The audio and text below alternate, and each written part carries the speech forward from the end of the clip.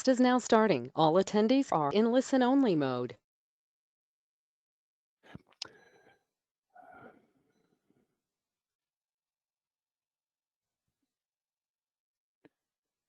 Okay, hi everybody, and welcome to our continuing work with glamour, the dissipation of. This is really a roller coaster ride that we're on at the moment, at least in the United States, where the battle for democracy is being fought out. And it won't be just democracy with regard to the United States, it will have world implications. We've been using the second mantram, the second of the Great Invocations, to enlist the divine will. And most every program that we have, matter of fact, every program that we have, we are using this invocation. And we cannot know whether it will immediately have an effect, but certainly there is a stirring with the Libra full moon and the use of this very powerful first ray mantra. So let's use it now with full concentration, realizing that we are invoking the Christ as we use it, the Kalki avatar, the rider on the white horse from the secret place, and the evocation of the saving force, as well as these powerful lords presently in Shambhala, representing liberty, equality, and fraternity, the lords of liberation. We have to literally fight back against the onslaught which is occurring at this time, to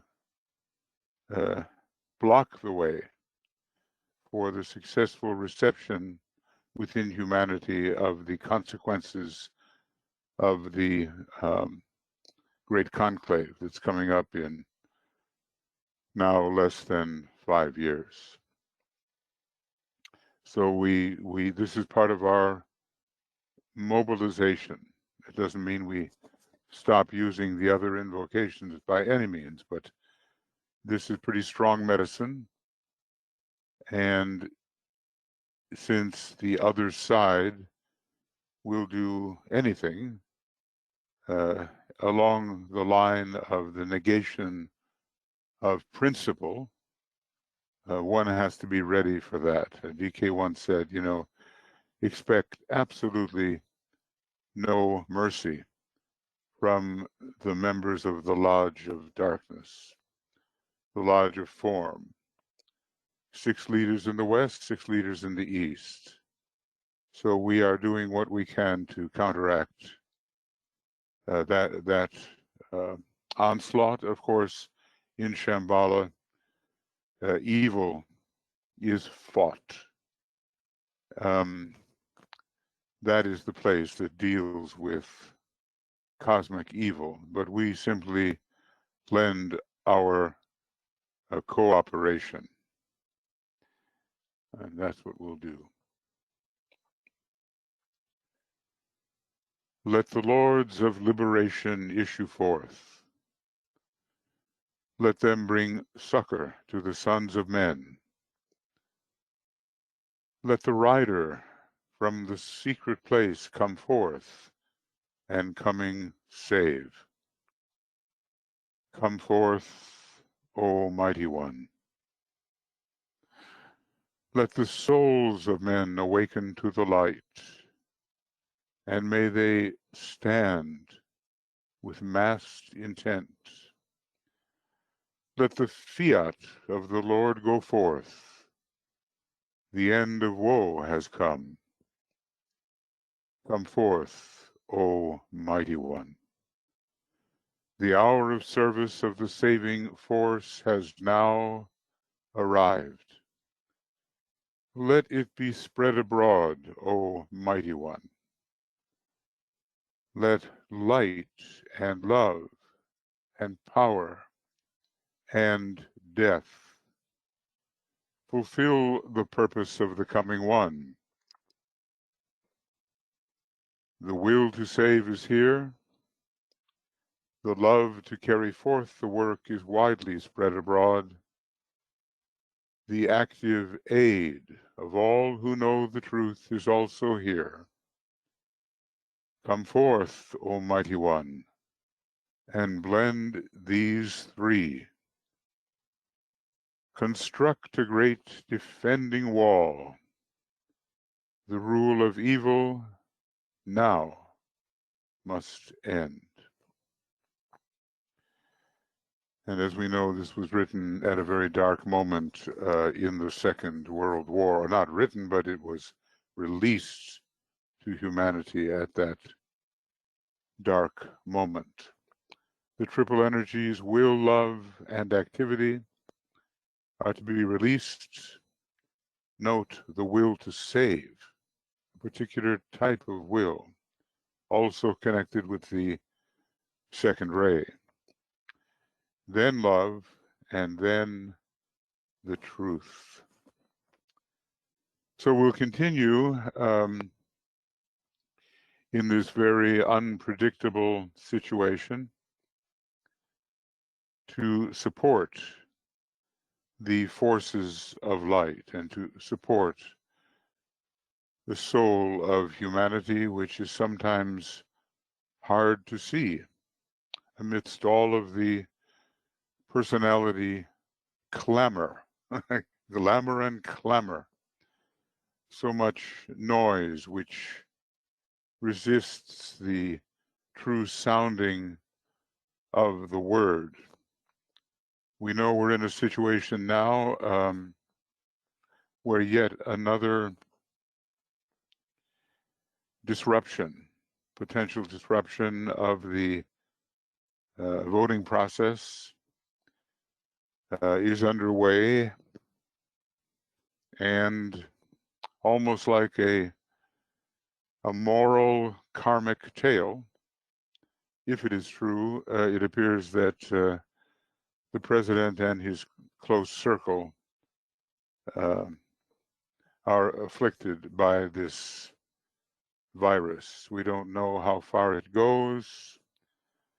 We know that Vice President Biden has tested negative, and there are a number who have tested negative, but there's the possibility of a super spreader phenomenon going on here amidst all of the bravado where there is a refusal to take scientific precautions, as if somehow to do so would reduce one's courage. Instead, it's ignorant defiance in the face of a very lethal disease.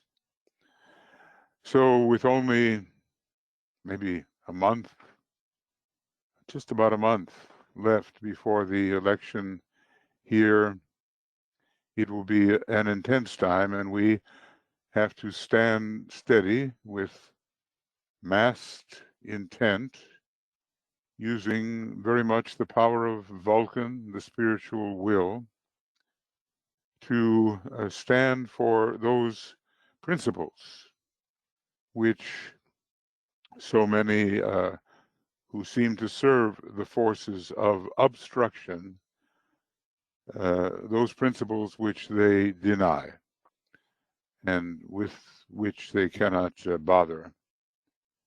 So I don't think for any of us it's going to be a restful month. We will continue working with this glamour of manipulation because all kinds of lies are coming forth to mislead people and to create circumstances which invalidate their will. We cannot stand idly by and just watch that happen. We have to use our esoteric techniques the best we can to serve esoterically with the new group of world servers, and some perhaps can serve also in the outer way. Now, there are many programs going on here tonight. This program will be a little shorter than usual because of the sacred pentagram approach, which begins at 7 p.m. GMT, and I think it's on Zoom. And maybe Michael's very busy right now, also helping the Italian group who are having their conference right now. Only they are having a conference like our recent conference, which is over the computer. It's a virtual conference. It worked very well for us, and our team members are helping the Italian group face this possibility of doing the same. You know, naturally, when you do something for the first time, you may be a little bit wary. Can it be as effective as meeting in person? And I suppose at this time and under these circumstances, and with the second wave of the COVID disease striking Europe, it is the best way to proceed. Well, I just want to say hi to all of you. I'm glad you're here. Just very quickly, Annette and Ario and Barbara, Carl, Catherine, Deborah, and Jan, Jessica, and Joan, Johi, and Karen, and Keith, the Valley. Nice to see you. And Margot, Maria, Martine, and let's see, Maria, it looks like, Santos. Hello, and Miro, and Nessa, Nicole, and Yenka, and Olivia, and Risto, and Stacia, Tia, Zenaidi, and Anne, Veronica, and over here we have BL and Michael helping in the technical side of things. So we have a little bit of reading to do where we left off, and all I have to do is find it. There it is. Okay. The segue, yeah, okay, and it looks like BL has just given us the link for the sacred pentagram on Zoom, so you can find that in the chat box.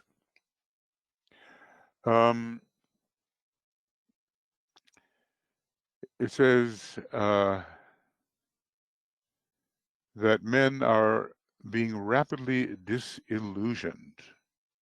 We usually think of it as a bad thing, but in this case, it means rid of their illusions and their mistaken interpretations, and will consequently see more clearly. The world glamour is being steadily removed from the ways of men. Two things are happening here. The disillusionment, and that is the dispelling of illusion, and the dissipation of the glamour. And DK will also be dealing with the Maya, which interestingly is probably the very first line of attack that we will be utilizing, especially from Rule 10 in the rays and the initiations, clearing the veils of Maya, of impulsion, of distortion, of separation and aspiration. Those four veils will be lifted, and the cleaning out of the courts as found in the on the etheric level. Now, we'll go on for a little while. As I say, I have to be careful that we don't overrun, because there are so many things going on tonight, including Alexander and Katya and the 2025 group, which I think starts just an hour after we, maybe an hour, okay, but shortly after we do the sacred pentagram. So DK says, basically, these two developments, clearing the illusion and glamour, these two developments have been brought about by the incoming new ideas, focused through the world intuitives and released to the general public by the world thinkers.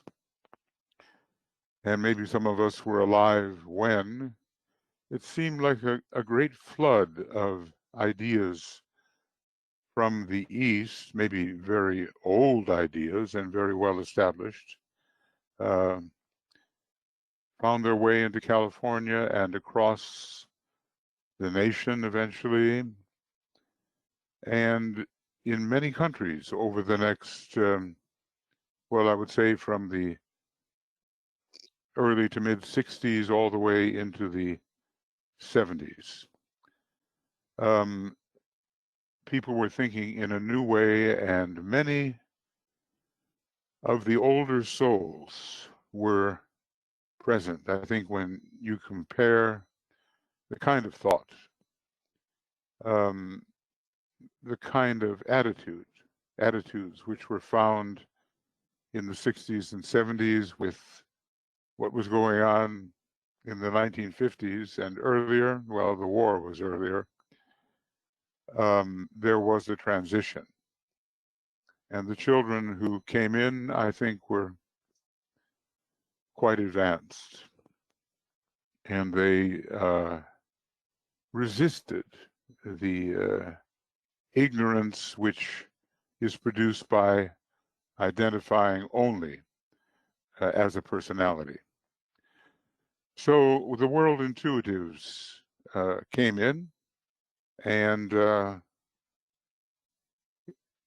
fed ideas to the world thinkers.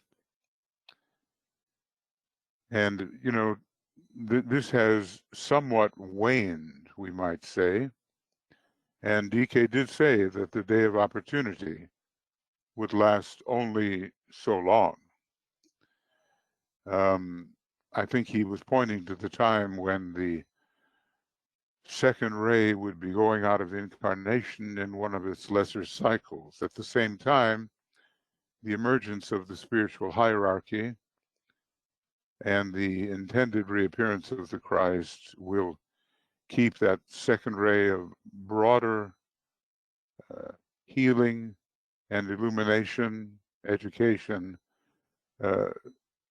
as an influence, a powerful influence in the consciousness of humanity. It has been also largely aided, this incoming of new ideas, by the well-nigh unconscious, but nonetheless real recognition of the true meaning of these Four Noble Truths by the masses. I kept on thinking that on the first ray you had the four freedoms, and on the second ray, basically, you have the Four Noble Truths, which essentially tell us that if we identify with the phenomenal and the unreal, the result will be suffering.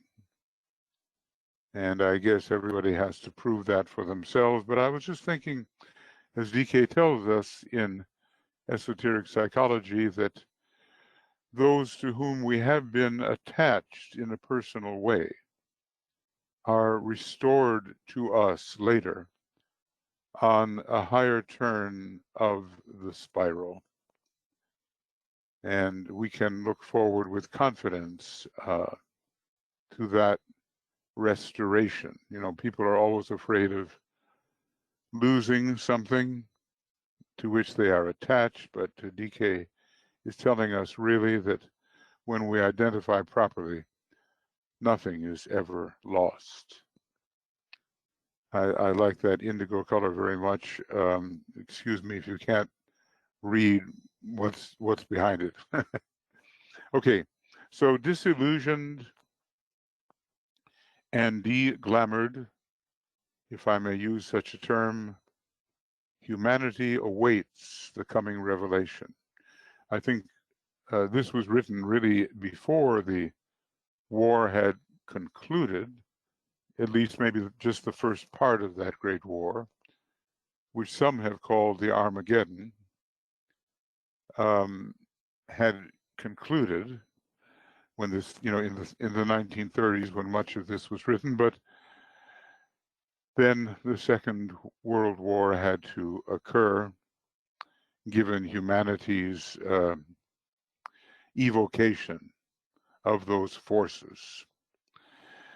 So the coming revelation is still the coming revelation. There's been a lot of anticipation about what it might be, and great thoughts have swept over humanity in so many different countries. It's a question of whether we can sustain and make practical the implications of those great thoughts, because they could be thrown aside in a recrudescence of materialism. We have to be very careful there. The revelation, the coming revelation, will be brought about by the combined efforts of the Buddha and the Christ. And you know, they do work so cooperatively together when it comes to the Wesak festival and when it comes to the festival of the Christ. Maybe the Buddha is not so involved in the Easter festival per se. But if you read the externalization of the hierarchy, or I've completed some commentary on that in a video manner, you'll find that behind these terrible events that occurred in the last century and amounted to a great war from 1914 to 1945, the Buddha and the Christ were always at work trying to ameliorate the situation and using, I would say, the most powerful methods at their disposal. Without the two of them doing what they did, you wonder, could there have been the victory there was? And after reading that material, it seems no. I don't think there would have been victory. I think humanity might easily have been overcome in the general demanding everything we had, that particular war. So we owe more to these two great teachers than we can at this time possibly realize. And as we go along on the path of initiation, we will realize it. All that we can foresee or foretell anent that coming revelation is that some potent and far-reaching results will be achieved by the merging of light and love. You know, the Buddha, the Lord of light, Lord of wisdom, the Christ, the Lord of love, and in a sense, the Lord of loving understanding and of love wisdom. Wisdom makes its appearance continually. So the revelation will be achieved through the merging of light and love, and our planetary activity at the moment is precisely that, merging the loving second-ray soul of the planet with its potentially lighted third-ray personality, and by the reaction of, quote, lighted substance to the attractive power of love. And so we can say that this is how purification works. Love is a great magnet and attracts substance which is conditioned pretty much according to moonshine methods, but the attraction works a regenerative possibility onto substance. So substance, sentient body, that's not it. So substance is regenerated under the magnetic power of love. And I think anybody who has really experienced this Christ love, and I'm sure we all have at certain times, knows that it is something unique, something that we have to experience before the words we use are really meaningful to us. The power of love, the chalice of love, the chalice of Christ's love. This, of course, is what the Blue Rose Sisterhood is attempting to gather for presentation to the Christ in 2025. The lighted substance, the reaction of lighted substance to the attractive power of love. How else will you regenerate the substance conditioned by the patterns of the moonshine, and also by the patterns of the previous solar system, previous major solar system? And DK says, in this sentence, I have given those who can understand a profound and useful hint as to the method and purpose of the undertaking, which was staged for the June full moon, 1942. So I guess this book is written, what should we say, across a couple of decades, because already 1942 was well into the year, June of 42, well into the year when things were looking especially dark. And even hierarchy was almost to the point of giving up temporarily on humanity, because it looked like humanity would go down. So when we want to regenerate the etheric substance and basically the substance of the personality, the power of love is indispensable. So we have to think it through. In what way is this a profound and useful hint? Going on, I have also given a clue as to the true understanding of the work of these avatars, Christ and the Buddha, I guess, a thing hitherto quite unrealized. They are, I guess we can say, they are conducting a great regeneration under the influence of love, wisdom. And maybe as we deal with people and we run into those difficulties which we would rather not face, there's something about the attractive power of love which will turn everything around, change the substance with which we are dealing. It might be added that when an appreciation of the meaning of the words, I just have to get there, the meaning of the words transfiguration of a human being is gained, the realization will come that when the body is full of light, it's a very Taurian thing to say, then in that light we shall see light. And this is, I want to say, the light of the intuition. The light of the very acute, purified, reasoning mind will, when released, lead to the possibility of evoking and absorbing the intuition.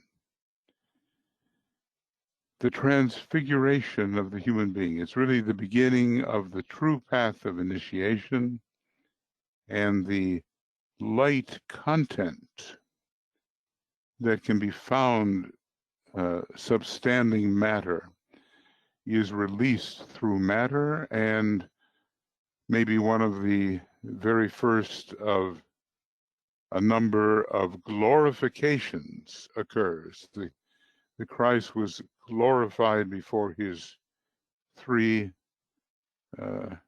prostrate disciples who bowed before the light demonstration that they witnessed.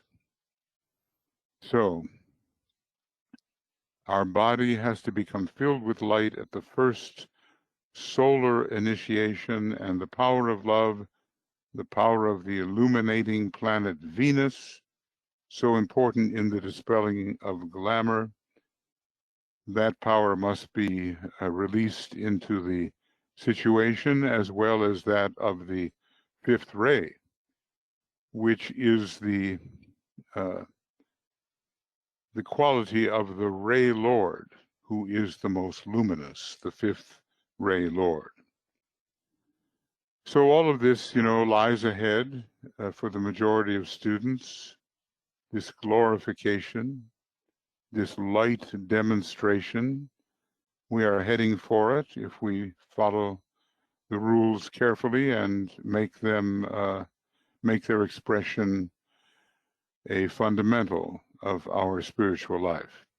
All this means that when the personality has reached a point of purification, of dedication, and illumination, then the attractive power of the soul, whose nature is love and understanding, can function, and fusion of these two will take place, the light and the love. We use so often, our ways of signing letters. I remember in the arcane school days when I was working there, we signed our letters, light and love, love and light. But now we have to have a deeper experienced recognition of what those energies really are and what they are when they are fused together. The fusion of the two will take place. This is what the Christ proved and demonstrated. So he had perfection in the possibility of his personality, possibilities, and their potential for being illuminated and filled with love. And he was a soul walking the earth, expressing Christ consciousness through substance. And then there will be no glamour, of course, when Christ consciousness can be expressed through substance. Then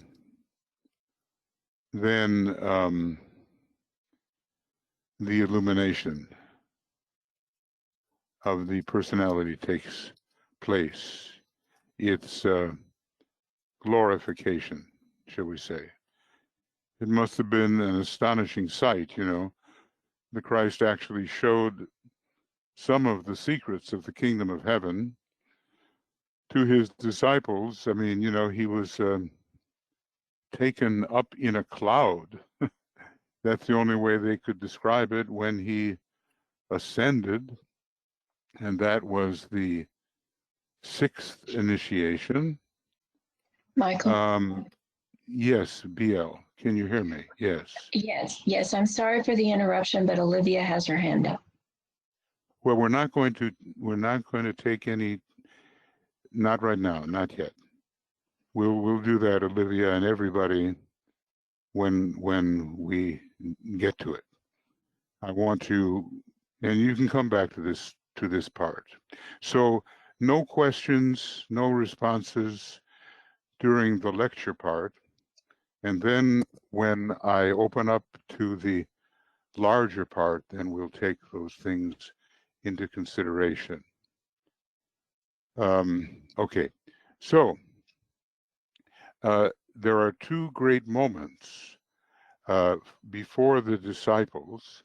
One is glorification at the 3rd degree, and another is this abstraction onto the monadic plane as what is called the ascension, the 6th initiation, which makes of the initiate the monad on its own plane. Okay, let's go on a little bit more.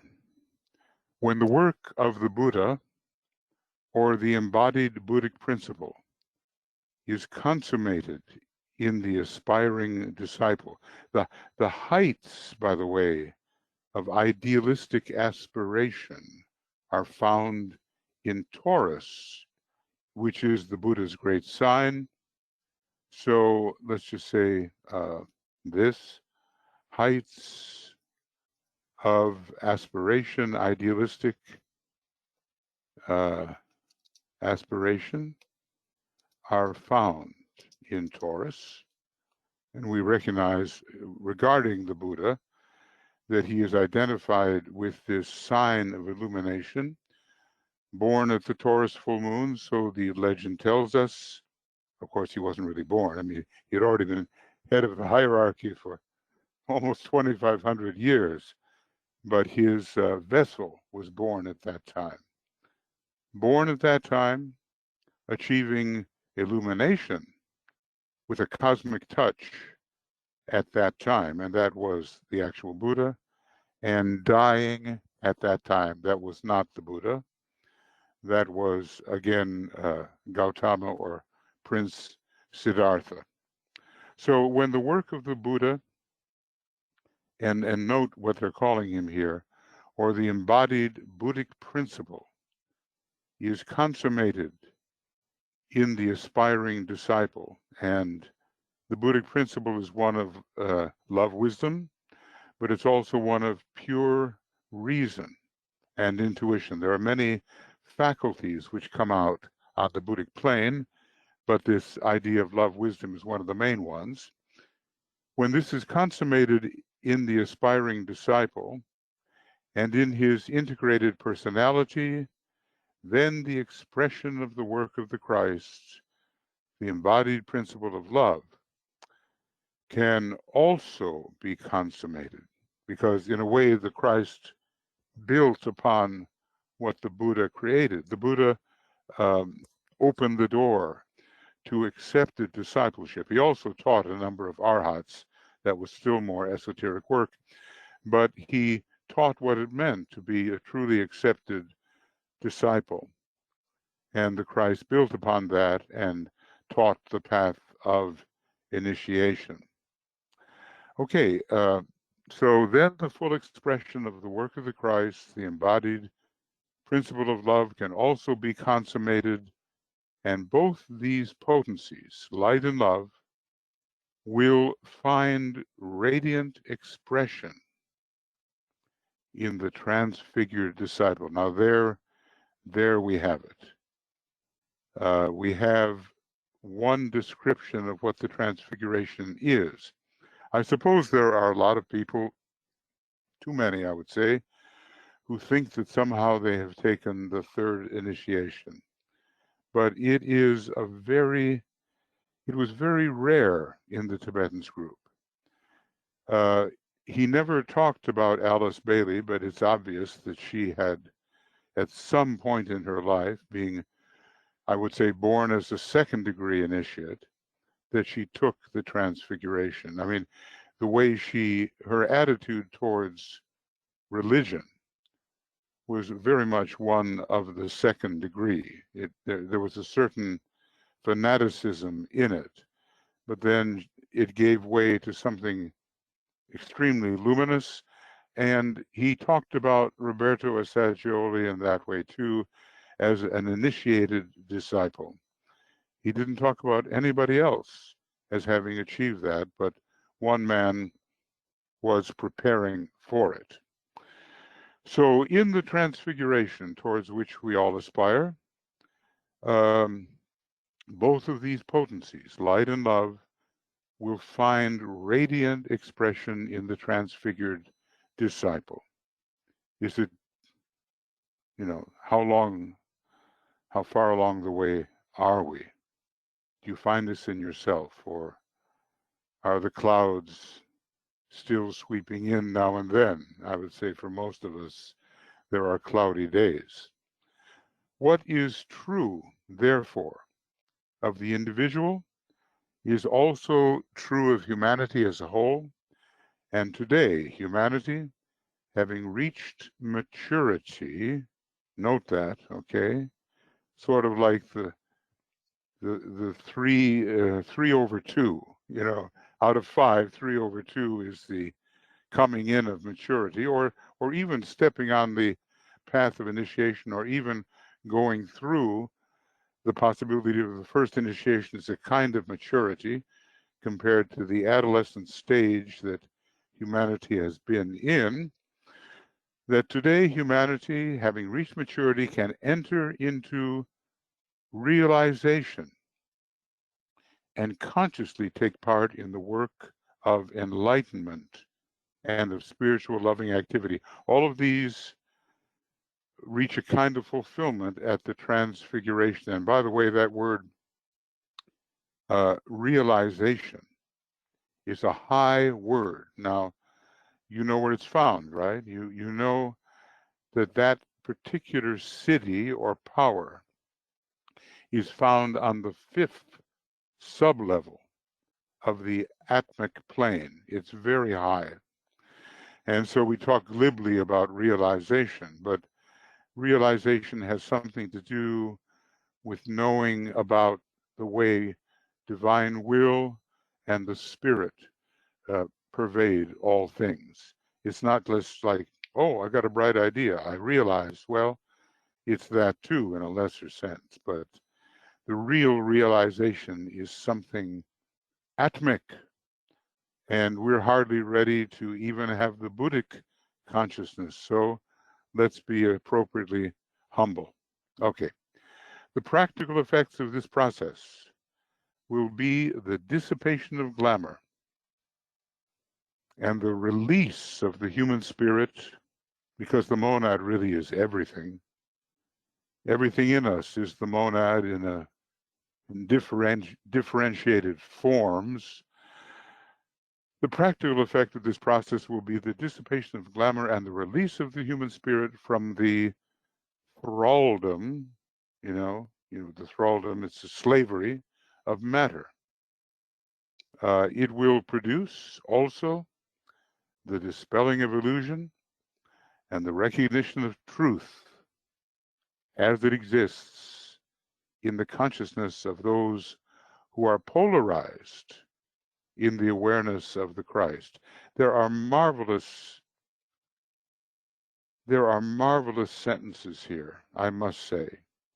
And, really giving them a good close look, we can see how much is being said that we may have overlooked before.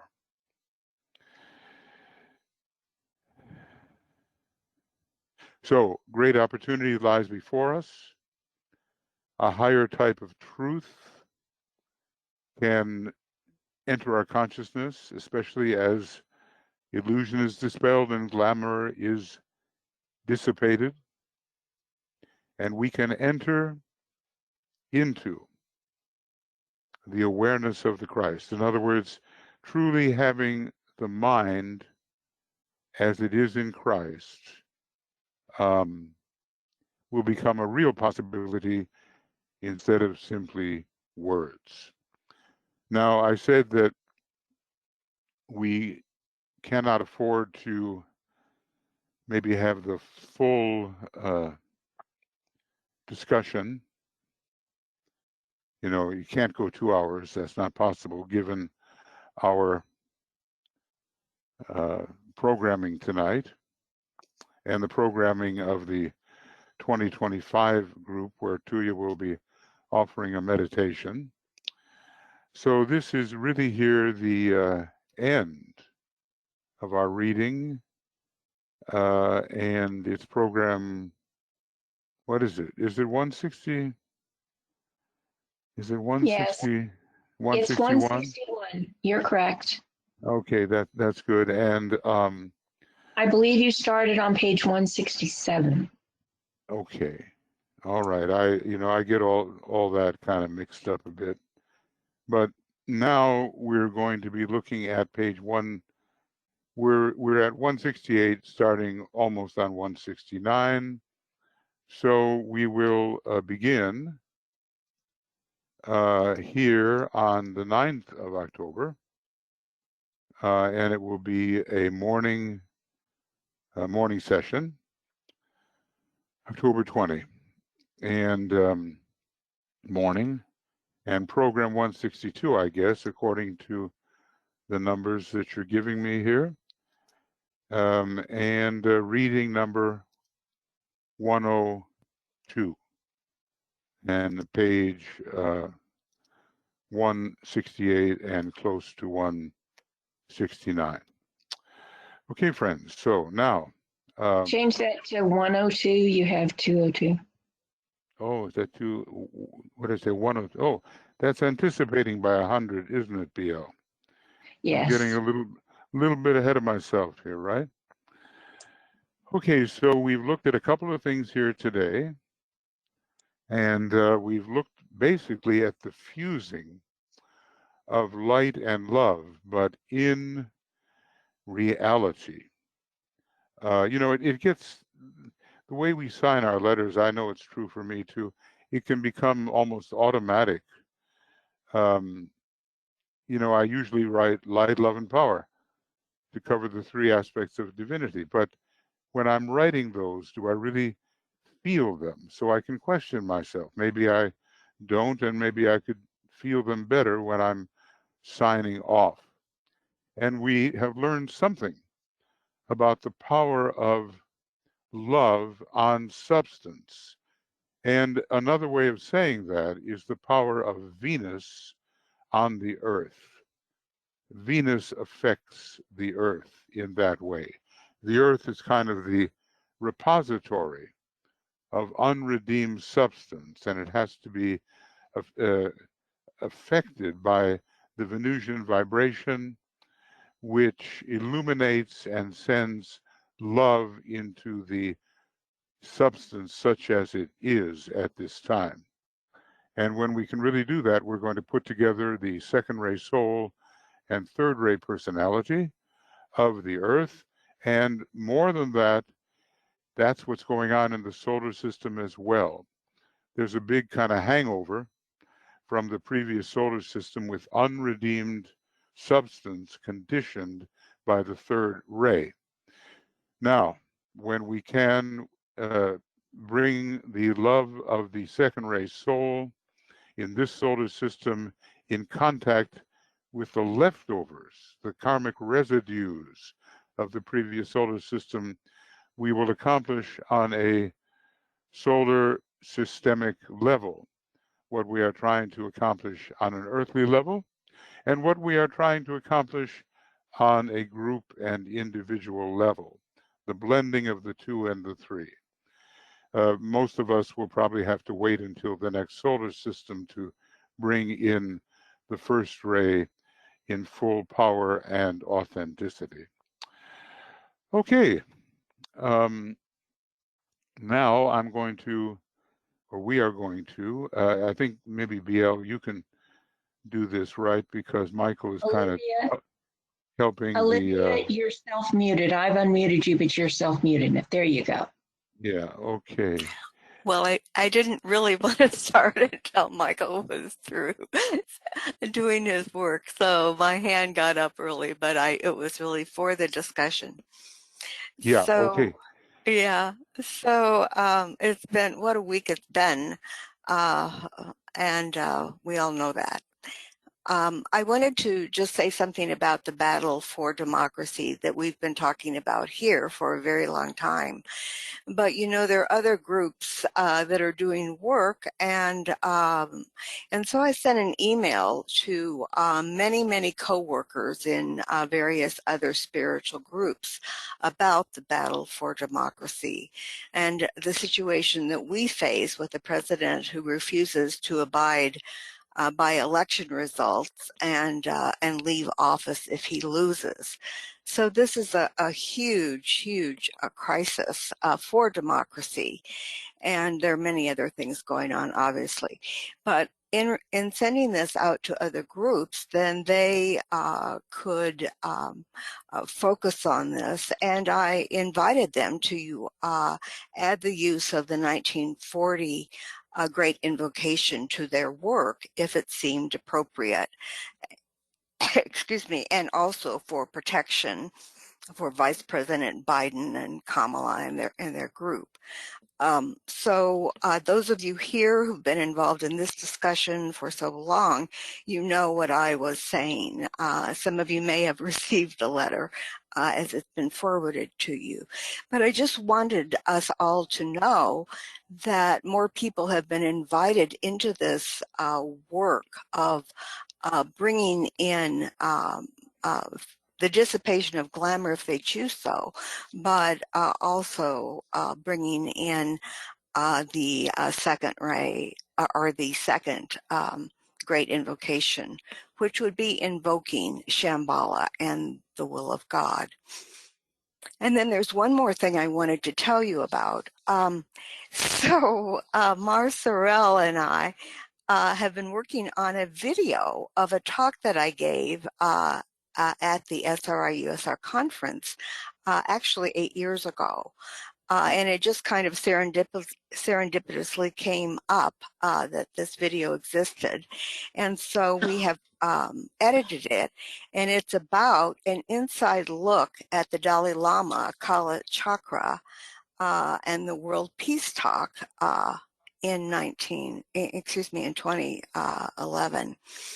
Kala Chakra is the most potent, highest public tantric initiation for invoking shambolic energy. So this carries that. And I asked my dear friend David Regal to look at the video to make sure everything was okay about what I said about Kala Chakra. David is our DK, Shambhala, and Kala Chakra expert. He's the one that I invited to give that talk at the conference in 2010. And the video, and he's amazing. He is such a scholar about all of this. And the video of it is on YouTube, and it now has almost 90,000 views. So that's just amazing. Indeed. Anyway, so David thought my video talk was fine, but he also thought the video could help reactivate some of the shambolic energy, which could be so helpful now. Well, with that idea and discussion, I decided to seek wider distribution than just putting it on my TV channel and the Moria Federation. And so I sent the video a link to John Raymer with the Sign network. And so he wants to do a sine wave premiere of it. They did that for my Holy Land talk and got 2,200 views. And anyway, so he really likes it, wants to do this. And so the premiere of it likely will be on Tuesday, October 6th, the day before the vice presidential debate. So people can see it then and afterwards, and then eventually we'll put it on Moria and anybody else that wants it. But the idea of having this coming out right now as soon as possible to stimulate this shambolic energy, and as people think about this, it really can bring forward, first of all, in the simplest way, thinking about moral values, but also in a higher sense, bringing in the shambolic will of God, which is what we all want to do. So anyway. Yeah, that's all great, Olivia. Do you have the link? Is there a link that can be put in the chat box so people can? I can't do it yet because he wants to premiere it. That's what they do. They send it out. It will be via Facebook, but then it goes out in so many ways. So to some of you, I can send it out later once it's been posted, and then it will be there. So that's great. Maybe by next week we'll post the actual thing, and some of you who are on Facebook may already get the link. But this is just another way of getting this idea out to people in a receptive manner, and getting people to think about such things and what's going on morally, and what is the right thing to do for democracy today. Yeah, I think we have, despite all the very obvious threats and difficulties, we do have an opportunity right now because people are a little bit in shock about the whole thing, which may mean they can be more receptive to something new for them. So we look forward. It will be before the election, right, Libby? So, it will be this Tuesday. It'll be right before the first vice presidential debate, which hopefully will be much more decent than the presidential debate. I suspect it will be more low key, and one may be able to follow certain lines of thought, perhaps. Right. Okay. Yeah. Okay. Well, thank you for the info. Yes, sure. Thank you for all of these developments. Appreciate that very much. Sure. Okay. Now, who else? BL, is there anybody that wants to speak before we have our meditation? Anything comes to your mind? Yep. I don't see any other hands, and there aren't really any other questions other than a couple of people commented about the fact that President Trump and his wife have COVID, but you already mentioned that. So it is a piece of news that is racing around the world. Of course, there are conspiracy theories. I mean, Michael Moore came out and said, well, maybe they really don't have it at all. Maybe it's just a lie to evoke sympathy. But I think that it's on the level. So we're going to have to be very careful. Already, there have been some respectful, non-vindictive responses to this news from his opponents. Biden is one, and you have various people on the side of democracy who are wishing them a speedy or effective recovery. It's the only decent thing really to do. There are some people in the world that are jumping up and down with glee, but I don't think it's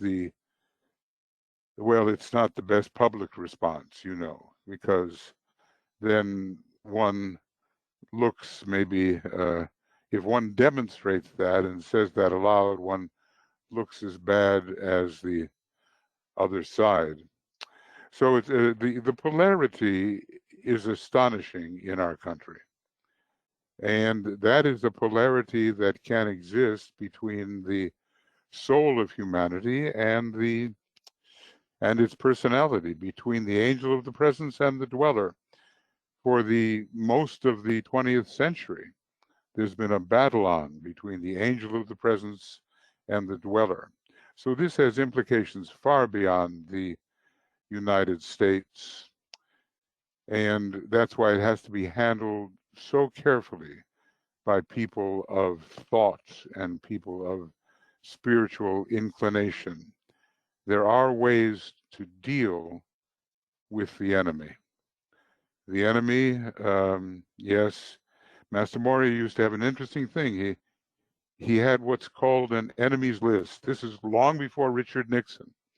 And he, Moria wanted to check often to see whether some worthy name had been added to the list of those who opposed him. It was kind of a, courageous attitude, and it was a respectful attitude, respecting the opposition and realizing that the battle had to be impersonal. And that's something I think, some people get so angry at what's going on, they start throwing their shoes at the television screen. But okay, the idea of astral control and soul-infused mental focus, this is what we have to achieve if we're going to win this battle for the will of the people. And that's what basically democracy is. It's a hierarchical form of government and not easy to sustain. There was one of our, founding members of the in the United States long ago. I think he was asked, what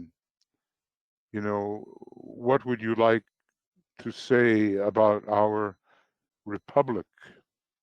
I think he said something of this nature. He said, a republic is a wonderful idea, the best form of government, if you can keep it.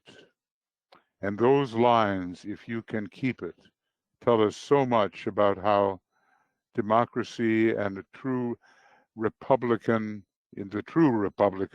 representation, has nothing to do with the party, how they should work if we can sustain their values and not degenerate into this kind of the beast. The personality is the beast.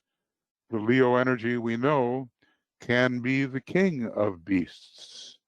And the unicorn the initiate has its hands full and has to overcome that king of beasts. I think we have been seeing some of that. And we saw it at the last often unintelligible debate. Now, everything's going to change now, it appears, in terms of how the rest of the run-up to the election is pursued. So let's be very alert. Let's be very much together. Let's be filled with the Christ love as much as possible and help it redeem the substance that we might normally give into. We don't want to give into that personality substance. We want to redeem it. Okay, does anybody else come on? Because otherwise we're going to have our meditation. No, that's it. Okay. All right. Well, it's pretty straightforward what the Tibetan has been saying here.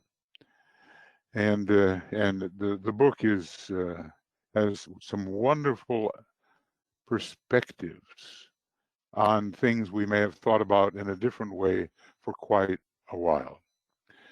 So, we're continuing our work with manipulation. There's astonishing manipulation going on. I mean, how you can, well, I can't speak for many other countries, but there are problems in Europe, yes. There are problems with autocrats, yes. And can you imagine suddenly making 710 mail sorting machines inoperative. You've taken them all apart for their parts. It's like someone wanted to really make sure that the mail didn't get delivered. That is a huge manipulation, saying you're doing something for one reason and doing it really for another reason, which everybody really understands, but you're hiding it from them, you see. And this whole thing for the next 30 days will be filled with attempted manipulations. There have been manipulations in the Senate, less so in the House of Representatives, but still to a degree. People don't know, it seems, or don't wish to deal with each other in a straightforward manner. So we're going to have this meditation, and then we can get ready for the sacred pentagram work, which I think is in the chat box. I think you put it there. And then, for those, I don't know how it works with the 2025 initiative group, but they have some kind of vigil going on where Tuya will be giving a meditation, offering a meditation. So it's quite a full night for us. Okay, so let's get going here. And we'll have not 10 minutes of silence, but we'll have some silence to begin the process.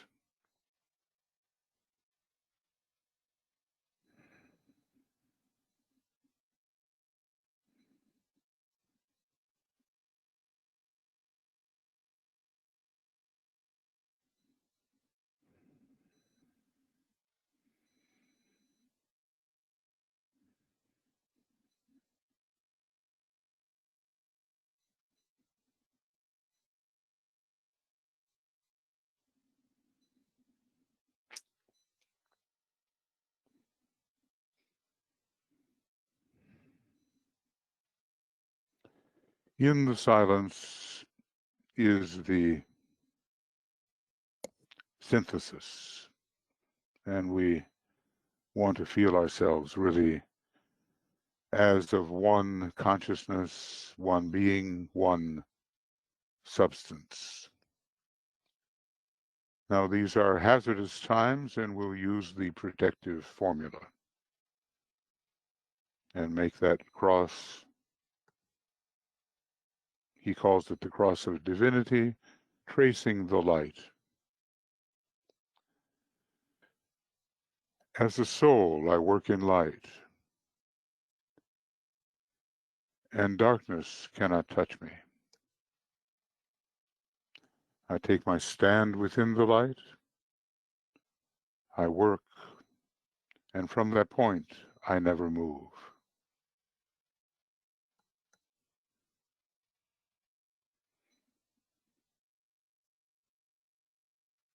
And before each one of us, a powerful long-armed cross,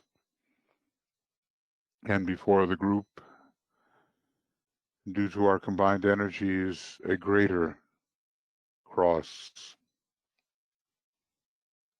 of protection. By now we know these steps, of course.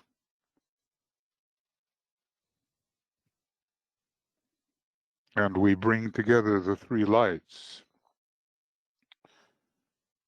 lifting the light of matter, especially etheric physical, to the level of the reasoning, the logical, truth-seeking mind.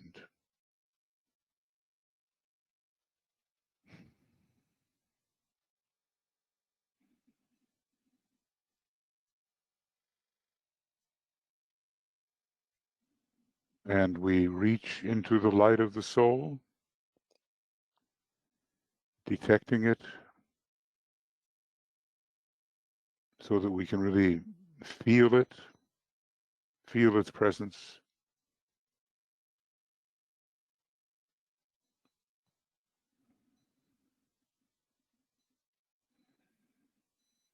And we bring it down, this light of the soul, to join the other two lights on the lower mental plane.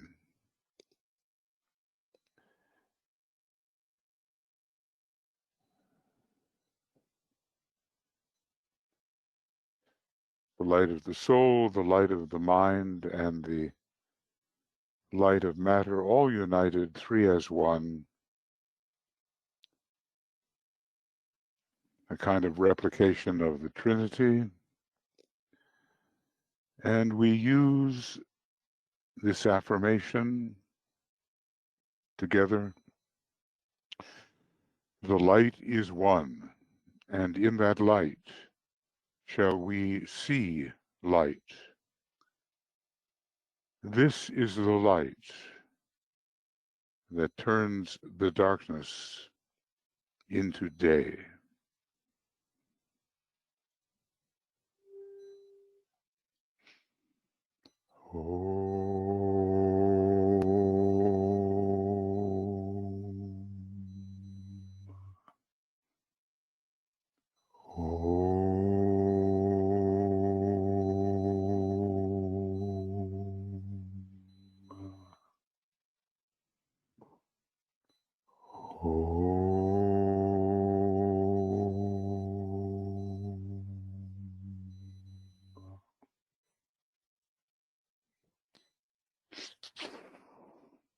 Finally, on the Buddhic plane, we do find something called the light of day. And that's a scorpionic light. Interestingly enough, Scorpio, in a sense, ruling the Buddhic plane, and Scorpio being the place where the human monad is largely working. So we intensify the light, and as that light intensifies, we can work with it on the astral plane.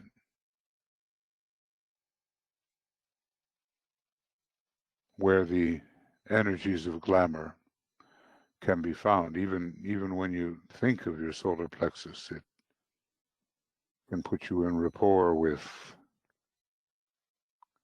those very magnetic but basically misleading energies.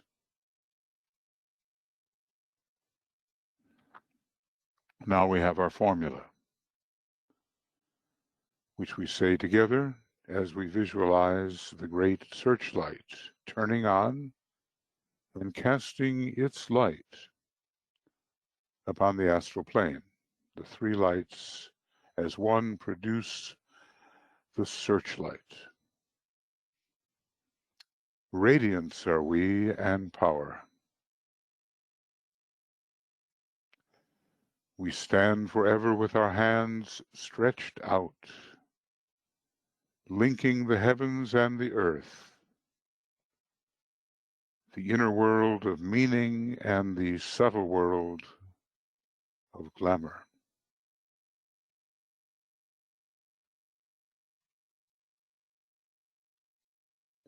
We reach into the light and bring it down to meet the need.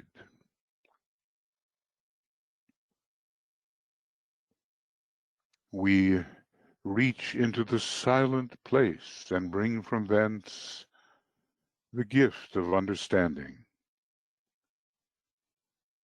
Thus, with the light we work and turn the darkness into day.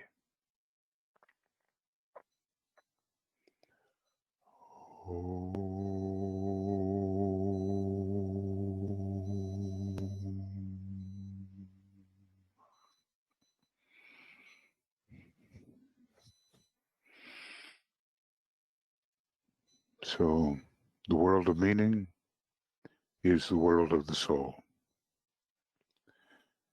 And the subtle world is not the same as the subjective world of the soul.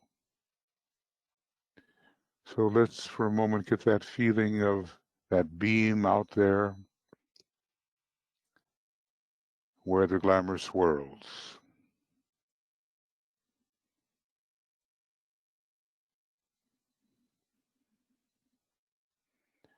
Probably we can begin to feel it, you know.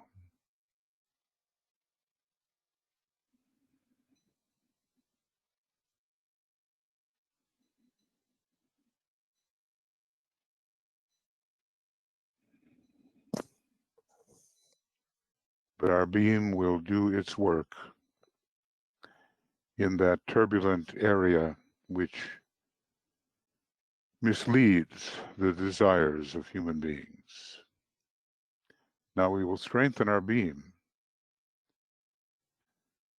through the invocation of the spiritual will. Visualize that.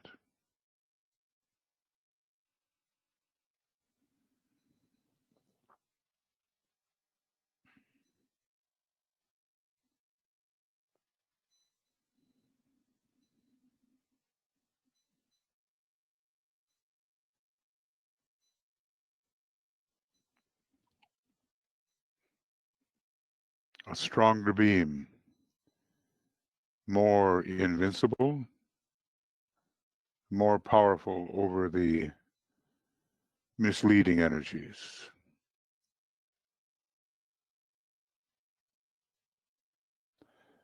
And then we say, with power upon its beam, the light is focused on the goal. And that goal is eliminating this devious and constant manipulation, which robs people of their true will.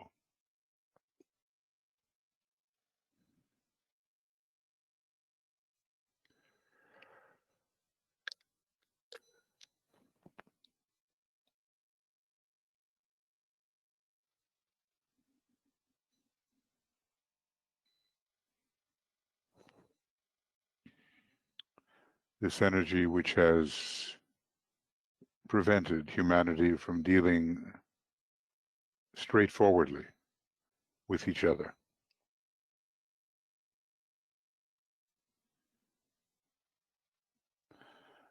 The staging of circumstances to lead others astray.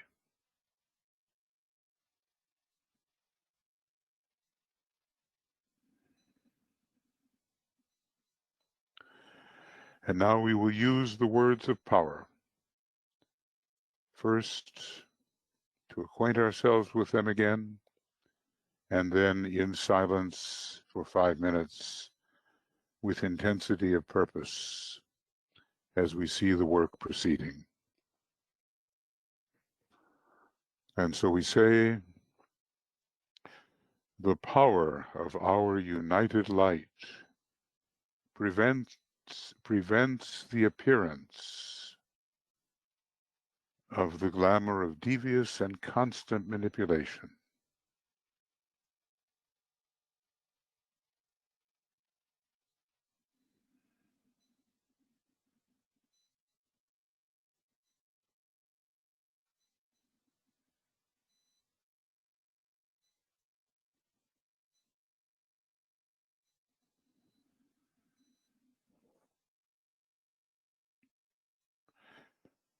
The power of our united light negates the quality of this glamour from affecting humanity.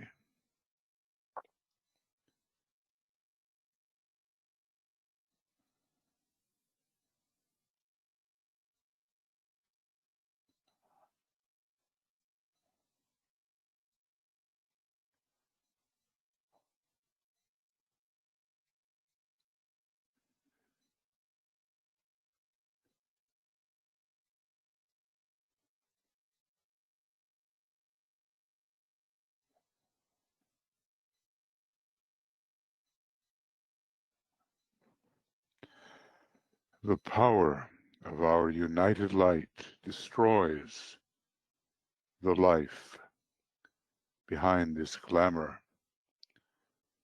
of devious and constant manipulation.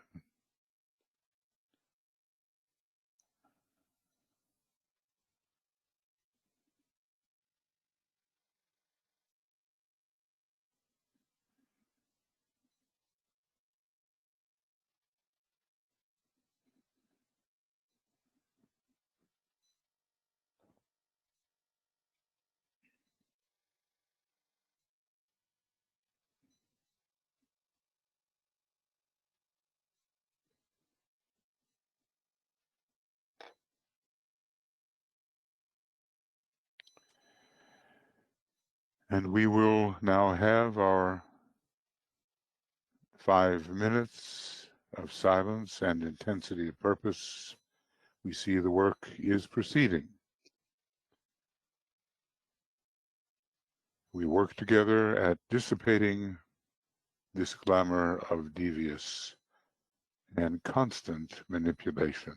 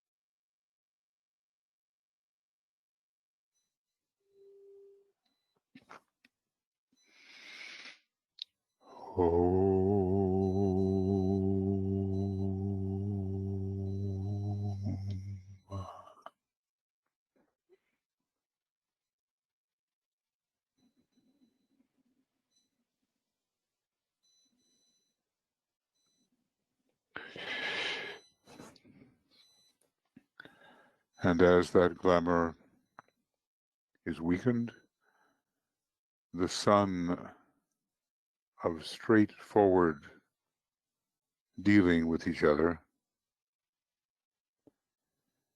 shines.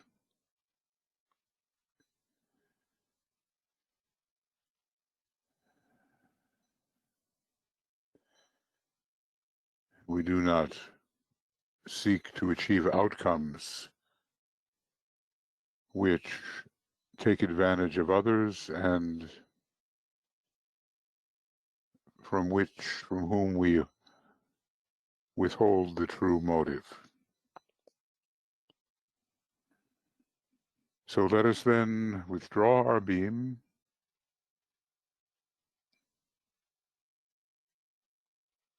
and redistribute our lights of the soul, of the mind, and of the etheric physical, the matter.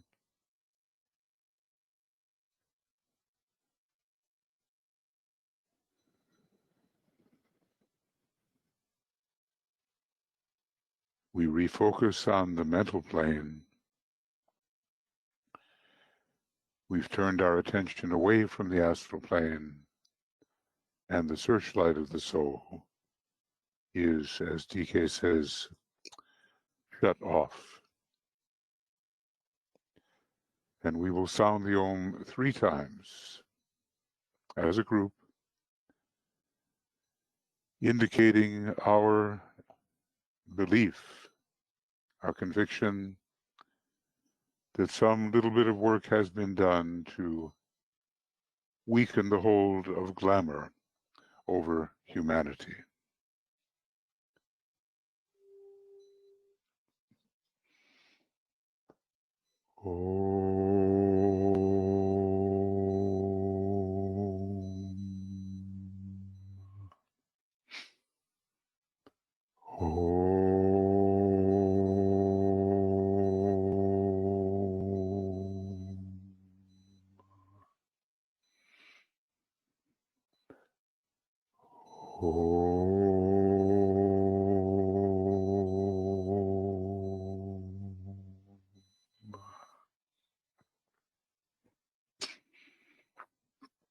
Friends, we will persist with this.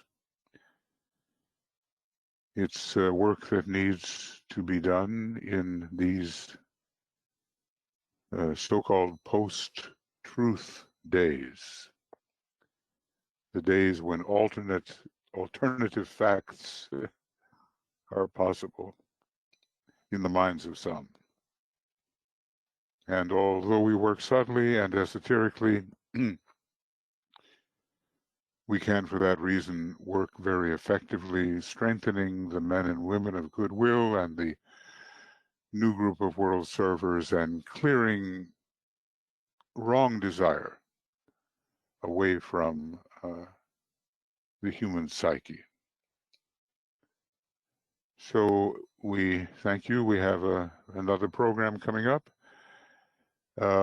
It's on Zoom, and the link is the same one we've been using for Libra programming. And I believe it is in our chat box. And you're most welcome to come to the Sacred Pentagram number 4. And that'll be offered by Tuya. And then I don't know how it works with the 2025 initiative group, but I'm not sure whether that's open to the public or whether it's a special meeting of certain people. Maybe someone knows. But they're doing very good work, as you know. That group, Sasha, or Alexander and Katya, and their associates. Very good work. So it's really pressing ahead, all of us here. And it looks like Tuya is going to tell me something on the phone. Yes, dear? Hello? Hello? Oh, sorry.